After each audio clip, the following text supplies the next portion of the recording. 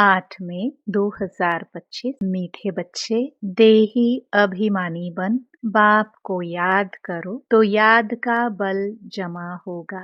याद के बल से तुम सारे विश्व का राज्य ले सकते हो। प्रश्न: कौन सी बात तुम बच्चों के ख्याल ख्वाब में भी नहीं थी जो प्रैक्टिकल हुई है? उत्तर: तुम्हारे ख्याल ख्वाब में भी नहीं था कि हम भगवान से राजयोग सीखकर विश्व के मालिक बनेंगे, राजाई के लिए पढ़ाई पढ़ेंगे। अभी तुम्हें अताह खुशी है कि सर्वशक्तिमान बाप से बल लेकर हम सतयुगी स्वराज्य अधिकारी बनते हैं। ओम शांति। यहाँ बच्चियां बैठती हैं प्रैक्टिस के लिए। वास्तव में यहाँ संदली पर बैठना उनको चाहिए जो देही अभिमानी बन बाप की याद में बैठे। अगर याद में नहीं बैठेंगी तो वह टीचर कहला नहीं सकती। याद में शक्ति रहती है,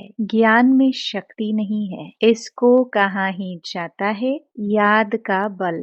योग बल सन्यासियों का अक्षर है। बाप डिफिकल्ट अक्षर काम में नहीं लाते। बाप कहते हैं, बच्चों अब बाप को याद करो। जैसे छोटे बच्चे माँ बाप को याद करते हैं ना, वह तो देहधारी है, तुम बच्चे हो विचित्र। यह चित्र यहाँ तुमको मिलता है। तुम रहने वाले विचित्र देश के हो, वहाँ चित्र रहता नहीं। पहले पहले यह पक्का करना है, हम तो आत्मा हैं। इसलिए बाप कहते हैं, बच्चे देही अभिमानी बनो, अपने को आत्मा निश्चय करो। तुम निर्वाण देश से आए हो, वह तुम सभी आत्माओं का घर है। यहाँ पाठ बजाने आते हो। पहले पहले कौन आते हैं, यह भी तुम्हारी बुद्धि में है। दुनिया में कोई नहीं जिसको यह ज्ञान हो।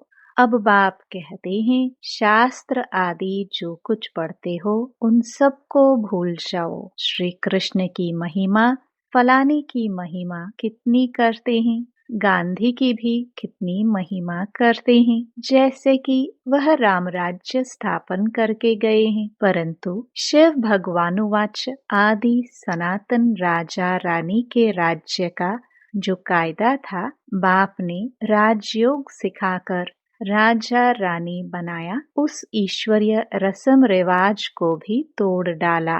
बोला, राजाई नहीं चाहिए, हमको प्रजा का प्रजा पर राज्य चाहिए। अब उसकी क्या हालत हुई, दुख ही दुख। लड़ते झगड़ते रहते हैं, अनेक मतें हो गई हैं। अभी तुम बच्चे श्रीमत पर राज्य लेते हो। इतनी तुम्हारे में ताकत रहती है जो वहाँ लश्कर आदि होता नहीं।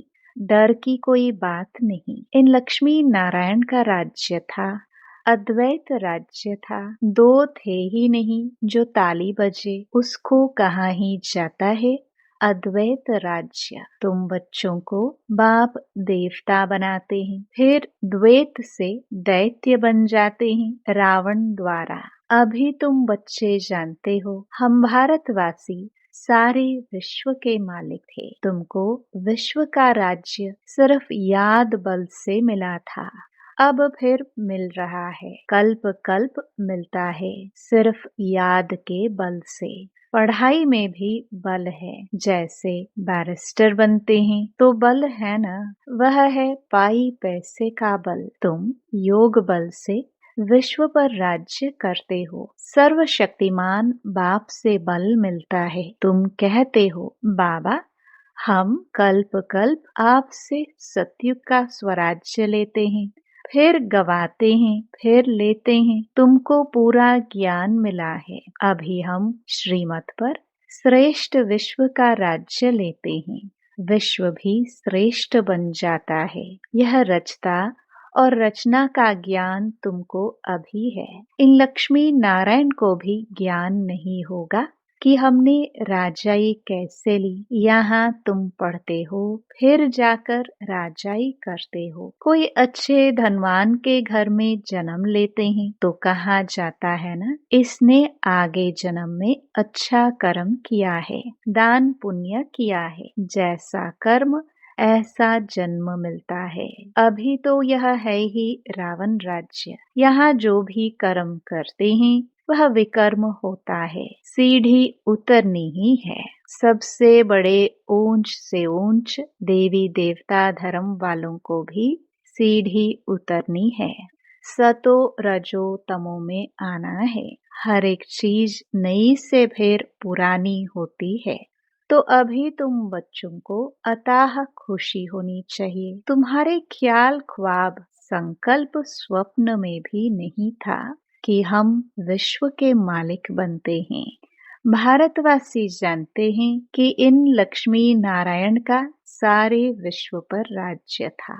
पूज्य थे सो फिर पुजारी बने हैं। गाया भी जाता है, आपे ही पूज्य आपे ही पुजारी। अब तुम्हारी बुद्धि में यह होना चाहिए। यह नाटक तो बड़ा वंडरफुल है। कैसे हम 84 जन्म लेते हैं, उनको कोई नहीं जानते हैं। शास्त्रों में 84 लाख जन्म लगा देते हैं। बाप कहते हैं यह सब भक्ति मार्ग के गपोड़े हैं। रावण राज्य है ना, राम राज्य। और रावण राज्य कैसे होता है, यह तुम बच्चों के सिवाय और कोई की बुद्धि में नहीं है। रावण को हर वर्ष जलाते हैं तो दुश्मन है ना। 5 विकार मनुष्य के दुश्मन है।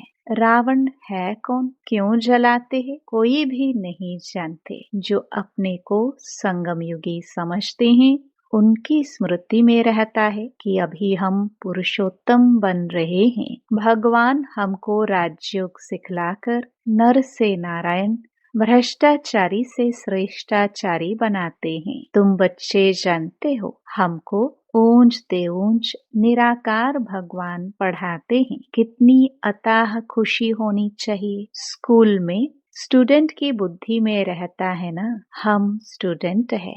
वह तो कॉमन टीचर पढ़ाने वाला। यहाँ तो तुमको भगवान पढ़ाते हैं। जब पढ़ाई से इतना ऊंच पद मिलता है तो कितना अच्छा पढ़ना चाहिए। है बहुत इजी, सिर्फ सवेरे आधा पौना घंटा पढ़ना है। सारा दिन धंधे आदि में याद भूल जाती है, इसलिए यहाँ सवेरे आकर याद में बैठते हैं। कहा जाता है बाबा को बहुत प्रेम से याद करो। बाबा आप हमको पढ़ाने आए हैं। अभी हमको पता पड़ा है कि आप 5000 वर्ष बाद आकर पढ़ाते हैं। बाबा के पास बच्चे आते हैं तो बाबा पूछते हैं आगे कब मिले हो। ऐसा प्रश्न कोई भी साधु सन्यासी आदि कभी पूछ न सके। वहाँ तो सत्संग में जो चाहे जाकर बैठते हैं। बहुतों को देखकर सब अंदर घुस जाते हैं। तुम भी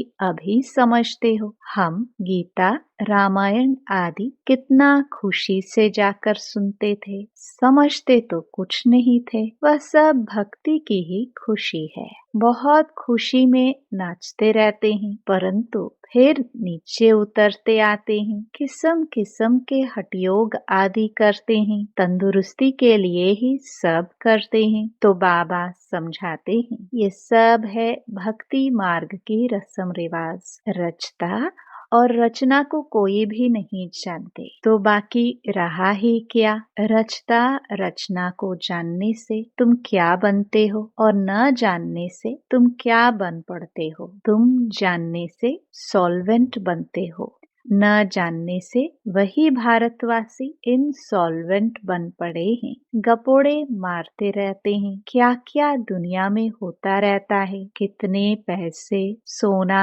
आदि लूटते हैं। अब तुम बच्चे जानते हो वहाँ तो हम सोने के महल बनाएंगे।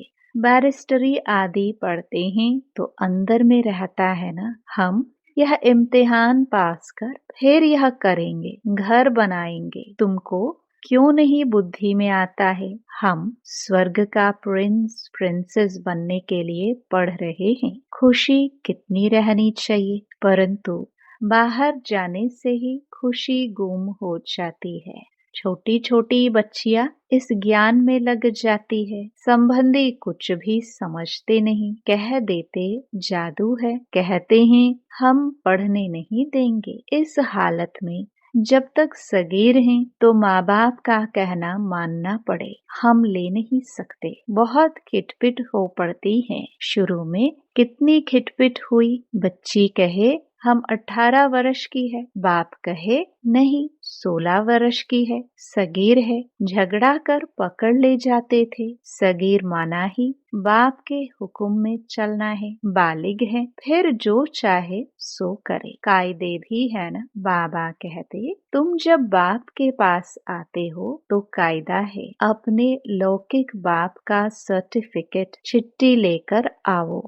फिर मैनर्स भी देखने होते हैं। मैनर्स ठीक नहीं है तो वापस जाना पड़ेगा। खेल में भी ऐसे होता है। ठीक नहीं खेलते तो उनको कहेंगे बाहर जाओ, अबरू इज्जत गवाते हो। अभी तुम बच्चे जानते हो हम युद्ध के मैदान में हैं। कल्प कल्प बाप आकर हमको माया पर जीत पहनाते हैं। मूल बात ही है पावन बनने की। पतित बने हैं विकार से। बाप कहते हैं काम महाशत्रु है। यह आदि मध्य अंत दुख देने वाला है। जो ब्राह्मण बनेंगे वही फिर देवी देवता धर्म में आएंगे। ब्राह्मणों में भी नंबरवार होते हैं। क्षमा पर परवाने आते हैं। कोई तो जल मरते हैं, कोई फेरी पहनकर चले जाते हैं। यहाँ भी आए हैं। कोई तो एकदम फिदा होते हैं, कोई सुनकर फिर चले जाते हैं। आगे तो ब्लड से भी लिख कर देते थे बाबा हम आपके हैं, फिर भी माया हरा लेती है। इतनी माया की युद्ध चलती है। इनको ही युद्ध स्थल कहा जाता है। यह भी तुम समझते हो। परमपिता परमात्मा ब्रह्मा द्वारा सभी वेदों शास्त्रों का सार समझाते हैं। चित्र तो ढेर बना दिए है ना। नारद का भी मिसाल इस समय का है। सब कहते हैं हम लक्ष्मी अथवा नारायण बनेंगे। बाप कहते हैं अपने अंदर में देखो, हम लायक है? हमारे में कोई विकार तो नहीं है। नारद भक्त तो सब है ना। यह एक मिसाल लिखा है। भक्ति मार्ग वाले कहते हैं हम श्री लक्ष्मी को वर सकते हैं। बाप कहते हैं कि नहीं, जब ज्ञान सुने तब सदगति को पा सके। मैं पतित पावन ही सबकी सदगति करने वाला हूँ। अभी तुम समझते हो। बाप हमको रावण राज्य से लिबरेट कर रहे हैं। वह है जिस्मानी यात्रा। भगवानुवाच मन मना भा। बस इसमें धक्के खाने की बात नहीं। वह सब है भक्ति मार्ग के धक्के। आधा कल्प ब्रह्मा का दिन, आधा कल्प है ब्रह्मा की रात। तुम समझते हो हम सब बीके का अभी आधा कल्प दिन होगा। हम सुखधाम में होंगे, वहाँ भक्ति नहीं होगी। अभी तुम बच्चे जानते हो हम सबसे साहूकार बनते हैं तो कितनी खुशी होनी चाहिए। तुम सब पहले रफ पत्थर थे, अब बाप सिरान धार पर चढ़ा रहे हैं। बाबा जौहरी भी है ना। ड्रामानुसार बाबा ने रत भी अनुभवी लिया है। गायन भी है गांव का छोरा। श्री कृष्ण गांव का छोरा कैसे हो सकता है? वह तो सतयुग में था। उनको तो झूलों में झुलाते हैं, ताज पहनाते हैं। फिर गांव का छोरा क्यों कहते? गांव के छोरे श्याम ठहरे। अभी सुंदर बनने आए हो। बाप ज्ञान की सिरान पर चढ़ाते हैं ना। यह सत का संग कल्प कल्प कल्प में एक ही बार मिलता है, बाकी सब हैं झूठ संग। इसलिए बाप कहते हैं हियर नो इवल। ऐसी बातें मत सुनो जहाँ हमारी और तुम्हारी ग्लानि करते रहते हैं। जो कुमारियां ज्ञान में आती हैं वह तो कह सकती हैं कि हमारा बाप की प्रॉपर्टी में हिस्सा है, क्यों न हम उनसे भारत की सेवार्थ सेंटर खोलूं। कन्यादान तो देना ही है, वह हिस्सा हमको दो तो हम सेंटर खोले, बहुतों का कल्याण होगा। ऐसी युक्ति रचनी चाहिए। यह है तुम्हारी ईश्वरीय मिशन। तुम पत्थर बुद्धि को पारस बुद्धि बनाते हो। जो हमारे धर्म के होंगे वह आएंगे। एक ही घर में देवी देवता धर्म का फूल निकल आएगा, बाकी नहीं आएंगे। मेहनत लगती है ना। बाप सभी आत्माओं को पावन बनाकर सबको ले जाते हैं। इसलिए बाबा ने समझाया था, संगम के चित्र पर ले जाओ। इस तरफ है कलयुग, उस तरफ है सतयुग। सतयुग में है देवताएं, कलयुग में है असुर। इसको कहा जाता है पुरुषोत्तम संगम युग। बाप ही पुरुषोत्तम बनाते हैं। जो पढ़ेंगे वह सतयुग में आएंगे, बाकी सब मुक्ति धाम में चले जाएंगे, फिर अपने अपने समय पर आएंगे। यह गोले का चित्र बड़ा अच्छा है। बच्चों को सर्विस का शौक होना चाहिए। हम ऐसी ऐसी सर्विस कर गरीबों का उद्धार कर उनको स्वर्ग का मालिक बनाएंगे। अच्छा, मीठे मीठे सिखिलदे बच्चों प्रति माता पिता बाप दादा का याद प्यार और गुड मॉर्निंग। रूहानी बाप की रूहानी बच्चों को नमस्ते। धारणा के लिए मुख्य सार। पहला, अपने आप को देखना है। हम श्री लक्ष्मी श्री नारायण समान बन सकते हैं। हमारे में कोई विकार तो नहीं है।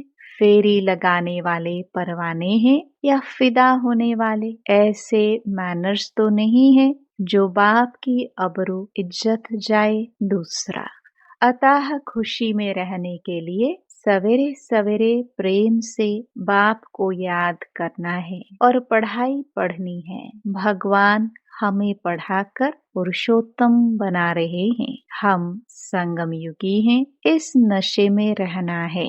वरदान, सर्व गुणों के अनुभवों द्वारा बाप को प्रत्यक्ष करने वाले अनुभवी मूर्त भव। जो बाप के गुण गाते हो उन सर्व गुणों के अनुभवी बनो।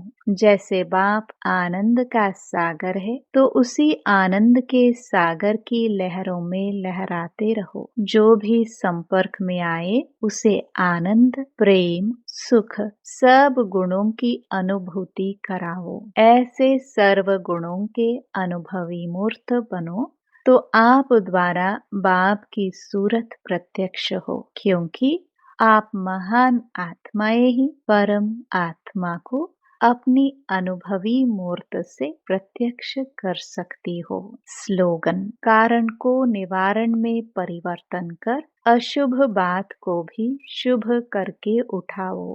अव्यक्त इशारे, रूहानी रॉयल्टी और प्योरिटी की पर्सनालिटी धारण करो। ब्राह्मणों की लाइफ जीवन का जियदान पवित्रता है। आदि अनादि स्वरूप ही पवित्रता है। जब स्मृति आ गई कि मैं अनादि आदि पवित्र आत्मा हूँ, स्मृति आना अर्थात पवित्रता की समर्थी आना। स्मृति स्वरूप समर्थ स्वरूप आत्माएं निजी पवित्र संस्कार वाली है, तो निजी संस्कारों को इमर्ज कर इस पवित्रता की पर्सनालिटी को धारण करो। ओम शांति।